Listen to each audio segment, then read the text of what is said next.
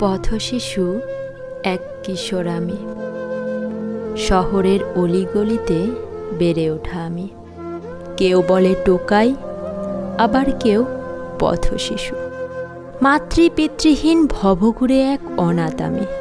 দুঃখ কষ্ট কখনো আমার ছাড়ছে না পিছু। অনাদর আর অবহেলার ব্যস্ত এই শহরে খোলা আকাশের নিচেই আমার বসবাস। যতই থাকুক হাজার হাজার অট্টালিকা, রাস্তার পাশের বেঞ্চিটাই আমার আবাস।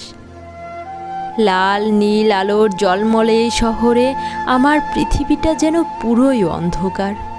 এই শহরে আমার নেই এমন আপন কেউ। আমি এক পথশিশু, তাই কেউ নেই দেখার।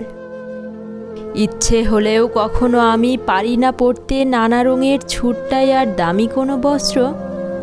তাই তো সমাজ আমার হাতে কলম না দিয়ে তুলে দিয়েছে আছে যত মানুষ মারার অস্ত্র।